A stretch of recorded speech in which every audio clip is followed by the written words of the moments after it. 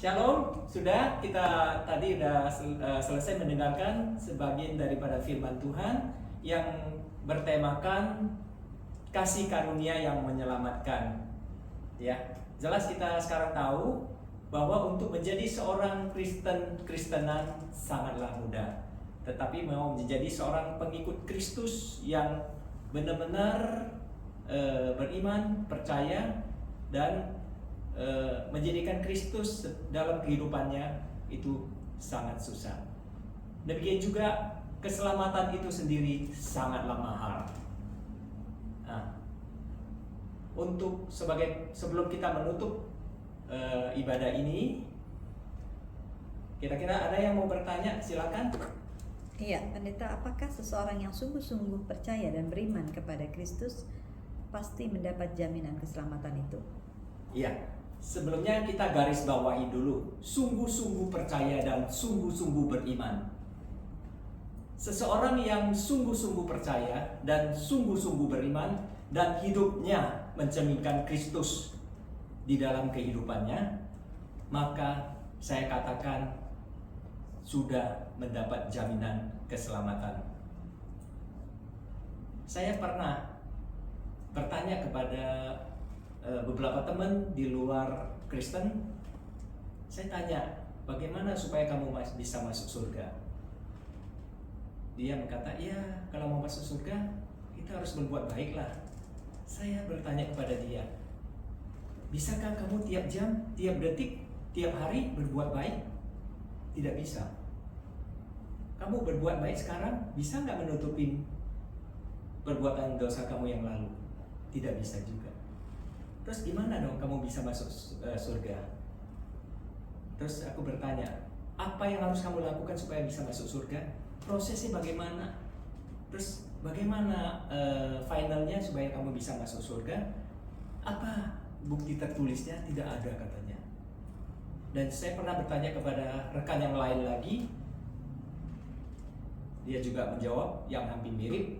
Ya, pokoknya saya harus berusaha untuk berbuat baik, ya. Mudah-mudahan saya masuk surga. Saudara kasih, kalau di dalam dunia saja jaminan itu sudah harus tertulis. Saya pernah mengalami sesuatu pengalaman yang sangat-sangat tidak baik, tidak mengenakan.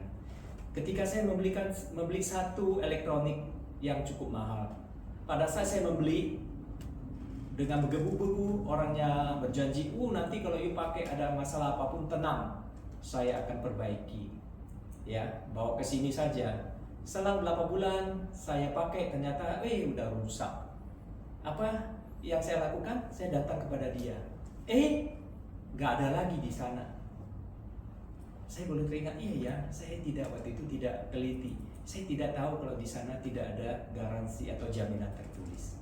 Akhirnya saya cari sana sini, mereka bilang wah spare partnya nggak ada.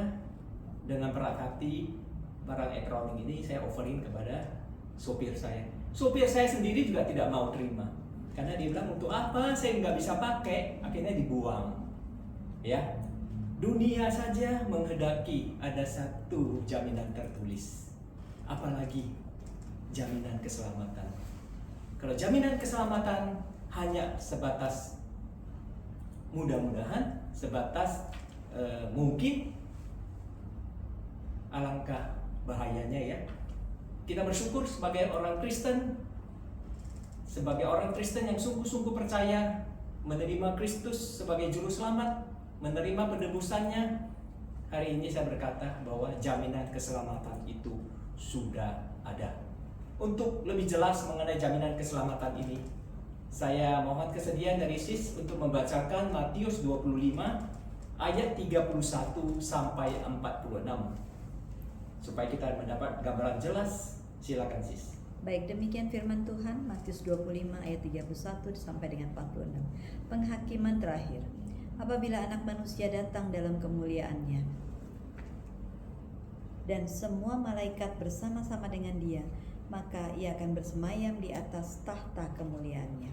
Lalu semua bangsa akan dikumpulkan di hadapannya, dan dia akan memisahkan mereka seorang daripada seorang, sama seperti gembala memisahkan domba daripada kambing.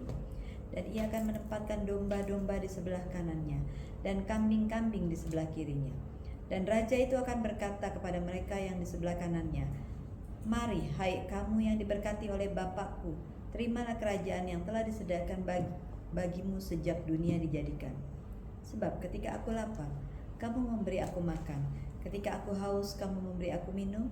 Ketika aku seorang asing, kamu memberi aku tumpangan. Ketika aku telanjang, kamu memberi aku pakaian. Ketika aku sakit, kamu melawat aku. Ketika aku dalam penjara, kamu mengunjungi aku." Maka orang-orang benar itu akan menjawab dia, katanya, "Tuhan, bila manakah kami melihat engkau lapar dan kami memberi engkau makan, atau haus dan kami memberi engkau minum? Bila manakah kami melihat engkau sebagai orang asing dan kami memberi engkau tumpangan atau telanjang dan kami memberi engkau pakaian? Bila manakah kami melihat engkau sakit atau dalam penjara dan kami mengunjungi engkau?" Dan raja itu akan menjawab mereka, "Aku berkata kepadamu, sesungguhnya segala sesuatu yang kamu lakukan untuk salah seorang dari saudaraku yang paling hina ini, kamu telah melakukannya untuk aku." Dan ia akan berkata juga kepada mereka yang di sebelah kirinya, "Enyahlah dari hadapanku, hai kamu orang-orang terkutuk, enyahlah ke dalam api yang kekal yang telah sedia untuk iblis dan malaikat-malaikatnya. Sebab ketika aku lapar, kamu tidak memberi aku makan. Ketika aku haus, kamu tidak memberi aku minum. Ketika aku seorang asing, kamu tidak memberi aku tumpangan. Ketika aku telanjang, kamu tidak memberi aku pakaian. Ketika aku sakit dan dalam penjara, kamu tidak melawat aku." Lalu mereka pun akan menjawab dia, katanya, "Tuhan, bila manakah kami melihat engkau lapar atau haus, atau sebagai orang asing atau telanjang, atau sakit atau dalam penjara, dan kami tidak melayani engkau?" Maka ia akan menjawab mereka, "Aku berkata kepadamu, sesungguhnya segala sesuatu yang tidak kamu lakukan untuk salah seorang dari yang paling hina ini, kamu tidak melakukannya juga untuk aku." Dan mereka ini akan masuk ke tempat siksaan yang kekal, tetapi orang benar ke dalam hidup yang kekal. Demikian firman Tuhan. Terima kasih sis, pembacaan yang luar biasa jelas. Jelas ya. Berbahagia orang yang mendengarkan firman Tuhan, lebih berbahagia orang yang mendengarkan, melakukannya di dalam kehidupannya. Di sini jelas tertulis jaminan keselamatan itu sudah ada di dalam Matius 25 ayat 34. Dan raja itu berkata kepada mereka yang di sebelah kanannya, "Mari, hai kamu yang diberkati Bapakku, terimalah kerajaan yang telah disediakan bagimu sejak dunia dijadikan." Saudara terkasih, ini salah satu ayat penting di dalam jaminan keselamatan itu. Ya memang pasti akan didukung lagi oleh ayat-ayat yang lainnya. Demikian sis, ada pertanyaan berikutnya? Iya, untuk pertanyaan yang kedua, mengapa Tuhan Yesus pendeta disebut sebagai hakim yang agung? Iya, Tuhan Yesus akan datang sebagai hakim agung. Karena Tuhan Yesus hakikatnya adalah Allah Anak, ya. Kita tahu di dalam keyakinan Tritunggal, Allah Bapa, Allah Anak, dan Roh Kudus. 3 pribadi, satu hakikat, ya. Jadi hakikat daripada Allah Anak sendiri, yaitu Tuhan Yesus, adalah Allah itu sendiri. Sebagai ayat untuk memperkuat, kita akan membaca Yohanes 5 ayat 22. "Bapa tidak menghakimi siapapun, melainkan telah menyerahkan penghakiman itu seluruhnya kepada Anaknya." Jadi jelas ayat ini menunjuk kepada Allah Anak, ya. Allah Bapa tidak menghakimi siapapun, melainkan telah menyerahkan penghakiman itu seluruhnya kepada Allah Anak. Allah Anak hakikatnya juga adalah Allah. Mengapa harus Allah yang menghakimi? Saudara tahu berapa jumlah manusia dari Adam Hawa sampai sekarang? Ya, jumlahnya tidak terhitungkan. Saya nggak tahu sebut berapa miliar, berapa puluh miliar, ya. Mampukah di luar Allah bisa mengadili segitu banyak orang? Tidak mungkin, kecuali Allah sendiri. Kedua adalah bahwa hakim agung harus Allah sendiri, karena hakim agung yang mengadili dunia itu harus maha tahu, harus maha adil dan maha bijaksana. Kenapa harus maha adil dan maha bijaksana? Supaya apapun yang diputuskan ini memang betul-betul mencerminkan keadilan Allah, ya. Begitu, tidak ada lagi yang bisa memungkiri bahwa penghakiman terakhir yang datang menghakimi pasti Tuhan Yesus sendiri. Begitu sih. Ya, yang dimaksud dengan pemisahan di sini apa ya, Pak? Ya, pemisahan di sini sis ada dua kelompok. Maksudnya ada dua pemisahan. Satu adalah pemisahan berdasarkan kelompok, yaitu kelompok domba di sebelah kanan, kelompok yang disebut kambing di sebelah kiri. Itu pemisahan berdasarkan kelompok. Ada lagi pemisahan berdasarkan orang per orang, yaitu pemisahan berdasarkan perbuatan-perbuatan mereka. Di mana ada perbuatan dosa, perbuatan baik, ya, perbuatan yang lainnya. Kenapa harus Allah sendiri yang menghakimi, mengadili? Karena Allah itu adil, maha tahu, ya, maha bijaksana. Perbuatan dosa pun itu juga begitu kompleks, ya.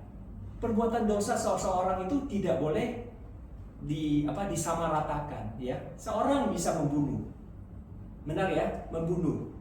Sekarang kita harus tahu dulu, membunuh itu kenapa? Dia membunuh apa karena dia mau merampok hartanya untuk keserakahan, atau dari kejahatan di hati yang jahat dia membunuh, atau dia membunuh karena dia membela diri, karena dia kalau tidak membunuh orang itu membunuh dia, atau dia membela temannya supaya temannya tidak dibunuh, atau dia mau membela negara, atau lain-lainnya. Banyak sekali kompleks yang tidak mungkin dapat diadili oleh manusia. Kemudian apalagi perbuatan baik. Kita melakukan perbuatan baik. Apa perbuatan baik yang kita lakukan itu? Motivasinya apa? Apakah kita mau dilihat orang seperti orang Farisi? Iya. Atau memang kita sungguh-sungguh mau berbuat baik? Atau berbuat baik itu motivasinya apa? Banyak sekali motivasi. Ya. Kita kalau kita katakan berbuat baik, salah satunya apa? Kita harus beribadah. Tetapi waktu kita datang ke ibadah, apakah kita hanya ingin supaya duduk nyaman, ataupun kita hanya ingin memuji memuliakan nama Tuhan, hanya ingin ekspresikan kepuasan lagu-lagu? Saya rasa tidak. Kita datang kalau hanya untuk itu, lalu kemudian kita tidak mengerti firman Tuhan, terus kemudian juga kita ketiduran dan sebagainya, tidak juga berbeda lagi perbuatan baiknya, ya. Kalau kita beribadah, kita beribadah dengan sungguh-sungguh, itu juga beda lagi. Kita mengadakan satu tempat ibadah, itu perbuatan baik memang. Tapi waktu kita mengadakan ibadah, motivasinya apa? Motivasinya benar-benar untuk berkorban supaya orang banyak boleh mendengarkan firman Tuhan, atau malah dia jadikan tempat ibadah untuk cari keuntungan, ya, bisnis gereja dan sebagainya. Saya rasa itu juga beda lagi di mata Tuhan. Ya, jadi bobotnya beda lagi. Ada lagi apa? Memberikan persembahan. Memberi persembahan apakah paling besar itu yang paling hebat? Tidak. Kalau dia punya 100 sen, dia kasih seorang 10 juta, 100 juta, bahkan 1 M juga dia nggak ada masalah. Tetapi Tuhan Yesus mengatakan kepada kita, ya, di dalam perumpamaan janda yang miskin, 1% Tuhan katakan dia yang terbaik. Dia memberikan yang terbaik. Kenapa? Dia memberikan seluruhnya dari nafkahnya. Itu juga beda lagi di mata Tuhan. Ya, banyak lagi yang kita bisa maksudnya banyak sekali lagi, tergantung bobotnya masing-masing. Ini satu-satunya yang bisa mengadili, pasti itu Allah sendiri. Ya, jadi begitu sis. Jadi pemisahan berdasarkan kelompok domba dan kambing, pemisahan berdasarkan orang per orang, mengikuti pola daripada perbuatan baik dan dosanya. Jadi bersegian rumit mengharuskan Allah itu sendiri yang datang sebagai hakim agung. Oke, jadi apa yang dimaksud sebelah kanan itu domba dan sebelah kiri itu kambing? Ya, sebelah kanan itu menunjuk kepada domba. Domba itu apa? Domba itu beda dengan kambing ya. Domba itu menunjuk kepada orang Kristen sejati. Orang Kristen yang betul-betul beriman ya, menjadikan Kristus sebagai tuntunan hidup dia ya. Hidup dia mencerminkan Kristus ya. Karena dibenarkan, maka orang Kristen sejati dapat berkenan kepada Allah, sehingga karena berkenan kepada Allah, maka dia boleh menempatkan diri di sebelah kanan, yaitu tempat yang lebih tinggi. Kenapa di sebelah kanan? Disebutkan di sini sebelah kanan ya, pengakuan iman rasuli. Dulu di sebelah kanan bagaimana? Allah, Bapa yang Maha Kuasa, begitu ya? Sebab di sebelah kanan adalah tempat yang kudus. Ibrani 8, 1 dan 2. Inti segala yang kita bicarakan itu ialah kita mempunyai iman besar yang demikian, yang duduk di sebelah kanan takhta yang maha besar di surga, dan yang melayani ibadah di tempat yang kudus, yaitu di dalam kemah sejati yang didirikan oleh Tuhan dan bukan oleh manusia.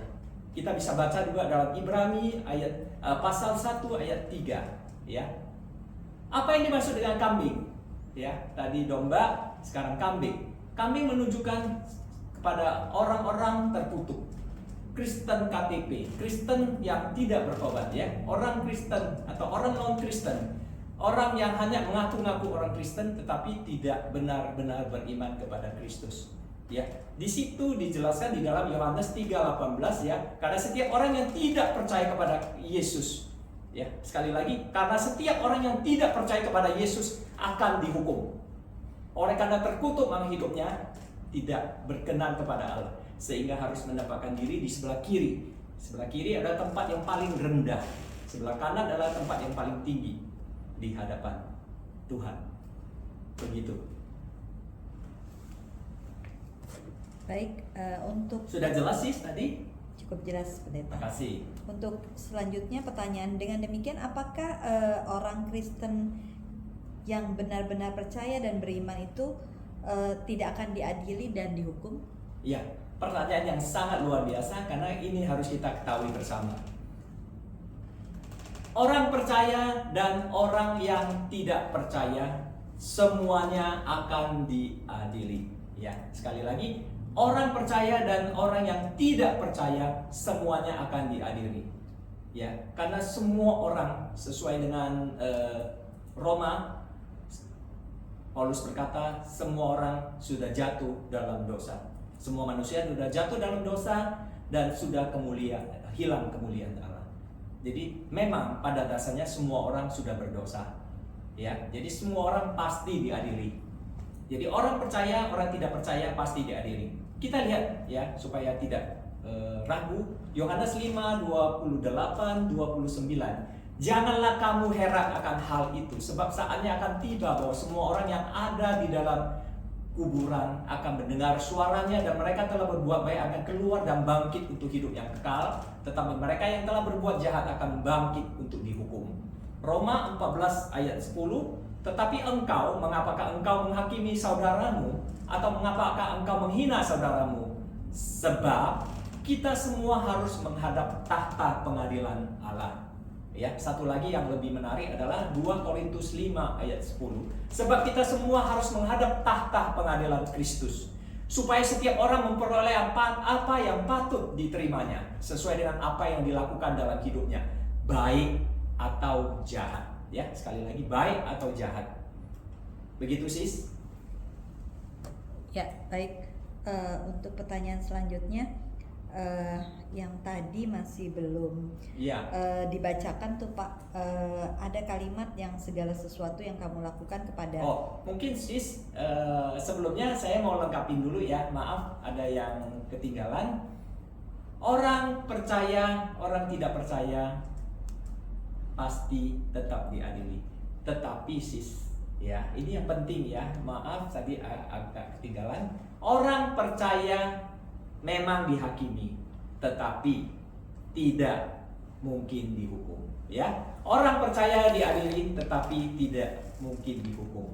Coba kita lihat di Yohanes 3 ayat 18 ya. Tadi sudah kita singgung. Barang siapa percaya kepadanya, ia tidak akan dihukum. Barang siapa tidak percaya, ia telah berada di bawah hukuman, sebab ia tidak percaya dalam nama Anak Tunggal Allah.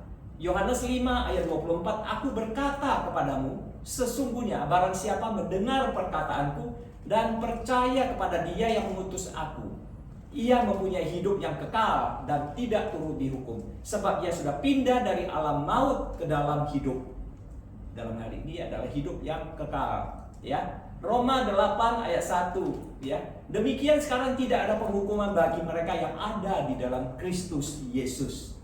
Yesaya bernubuat demikian di 43:25, akulah Dia yang menghapus dosa pemberontakanmu oleh karena aku sendiri, dan aku tidak akan mengingat-ingat dosamu. Dan paling bersukacita adalah Mika 7 ayat 19, ya. Itu begitu luar biasa, kita begitu tergugah oleh ayat ini. Biarlah Tuhan Yesus kembali menyayangi kita, menghapus segala kesalahan-kesalahan kita, melemparkan segala dosa kita ke dalam tubir-tubir laut. Jadi jelas orang-orang percaya, yang benar-benar percaya, beriman kepada Kristus, tetap diadili tetapi tidak dihukum. Kenapa tidak dihukum? Nah, inilah yang harus kita mengerti. Jangan cuma tahu tidak dihukum. Kenapa tidak dihukum? Karena apa? Karena atau sebab kita sudah ditebus oleh darah Kristus. Ya, ketika kita percaya, kita sudah ditebus oleh darah Kristus. Matius 26 ayat 28 jelas di dalam pada saat menjelang Tuhan Yesus mau diserahkan di dalam perjamuan kudus, Tuhan Yesus sudah membuat perjanjian, ya. Sebab inilah darahku, darah perjanjian, ya, perjanjian yang ditumpahkan bagi banyak orang untuk pengampunan dosa. Ketika kita percaya, kita beriman kepada Kristus, kita menerima penebusan, maka kita sudah pasti dihukum. Kita diadirin, kita diadiri, tetapi kita sudah diampuni. Jadi kita diadiri, tetapi kita tidak dihukum. Sama aja artinya. Ya, terima kasih. Yang tadi dibacakan dalam Matius 25, pendeta, tentang ayat yang 35 sampai 40 itu kalimat bisa, ya. Dan yang di ayat selanjutnya 41 dan 46 itu tidak bisa. Betul. Ya. Maksudnya apa sih, pendeta ini? Baik, terima kasih sis, pertanyaan yang luar biasa juga. Ada dua, yang bisa, ya, dan iya dan tidak, ya. Iya itu artinya ketika kamu memberi aku makan. Terus kemudian yang ayat selanjutnya adalah kamu tidak memberi aku makan, ya. Kita membahas Matius 25 ayat 35 sampai 40. Ketika aku lapar, kamu memberi aku makan. Ketika aku haus, kamu memberikan aku minum. Ketika aku seorang asing, kamu memberikan aku tumpangan. Dan sebagainya, ya. Sampai yang terakhir yang paling luar biasa adalah sesungguhnya segala sesuatu yang kamu lakukan untuk salah seorang dari saudaraku yang paling hina ini, kamu telah melakukannya untuk aku, kata Tuhan Yesus, ya. Jadi di sini apa yang dimaksudkan? Di sini ada terkandung 3 hal penting, ya. Di sini adalah ketika aku lapar, memberi aku makan, itu adalah yang pertama. Ketika kita menjadi orang Kristen, kita sudah pasti tahu. Ketika kita beriman kepada Kristus, kita sudah tahu bahwa kita punya hukum kasih. Hukum terutama yang ditunjukkan oleh Tuhan Yesus di dalam Matius 22 ayat 37 dan 40, ya. Kasihilah Allahmu, ya. Terus kasihilah sesamamu. Kemudian kedua yang Tuhan Yesus ajarkan kepada kita itu berkaitan juga dengan Matius 25 ayat 35-40 adalah jadilah garam dan terang dunia. Matius 5 ayat 13 dan 16. Jadi ada hukum kasih di sini yang sebagai orang Kristen harus lalui, harus lakukan di dalam kehidupannya. Ada garam dan terang dunia yang harus dilakukannya. Jadi menjadi garam dan terang dunia bagi orang lain, ya. Dan ada yang luar biasa lagi yang tadi saya baru bacakan, yaitu segala sesuatu dari yang kamu lakukan untuk salah seorang dari saudaraku yang paling hina ini, kamu telah melakukannya untuk aku. Saudaraku yang paling hina ini apa, saudara? Saudaraku yang paling hina ini adalah menunjuk kepada orang-orang yang belum menerima kabar keselamatan itu. Orang-orang yang belum percaya kepada Kristus. Jadi tadi ada dua, yang ketiga adalah berbuah. Kalau kita sebagai orang Kristen, kita jangan, karena kita sudah diselamatkan, kita sudah tidak perlu apa-apa lagi. Kita hanya melihatin saudara-saudara kita yang mungkin masih belum selamat. Itu sangat tidak baik, ataupun tidak menunjukkan bahwa kita orang Kristen yang mengasihi. Tetapi kalau kita orang Kristen yang betul-betul mengasihi, ya, kita tidak akan melihat saudara kita yang hina itu menjadi hina terus. Kita akan memberikan memberitakan kebenaran firman Tuhan, memberitakan Injil keselamatan, memberitakan kabar gembira ini kepada mereka bahwa ada sebuah keselamatan yang telah disediakan untuk mengangkat kamu dari tempat yang hina menjadi tempat yang terhormat di hadapan Tuhan Yesus. Jadi artinya satu, perumpamaan yang menunjukkan kepada hukum kasih, menjadi garam dan terang dunia, dan berbuah. Makanya saya mengatakan kepada saudara sekalian, menjadi orang Kristenan sangat mudah, tetapi memperoleh keselamatan ini sangat mahal. Kita harus mempunyai mempunyai kasih, kita harus menjadi garam dan terang dunia, dan hidup kita harus berbuah. Ya. Nah, di sini disebutin di Matius 25, 41, 46 yang berkata terbalik. Ya. Dan dia berkata juga kepada mereka yang di sebelah kirinya, "Enyalah dari hadapanku, hai kamu orang-orang terkutuk. Enyalah ke dalam api yang kekal yang telah disediakan untuk iblis dan malaikat-malaikatnya. Sebab ketika aku lapar, kamu tidak memberikan aku makan. Ketika aku haus, kamu tidak memberikan aku minum. Ketika aku seorang asing, kamu tidak memberikan aku tumpangan," dan sebagainya dan sebagainya. Dan terakhir ini, sesungguhnya segala sesuatu yang tidak kamu lakukan untuk salah seorang dari saudaraku yang paling hina ini, kamu tidak melakukannya juga untuk aku. Jadi dikatakan di sini adalah menuju kepada orang-orang yang tidak percaya, orang-orang Kristen tanpa pertobatan, orang Kristenan, ya, dan orang yang belum percaya kepada Tuhan, ya, sehingga dia tidak mungkin berbuah. Orang di luar Kristen, kita pasti yakin bahwa dia tidak mempunyai kasih seperti kasih Kristus, ya, kasih yang diajarkan oleh Kristus.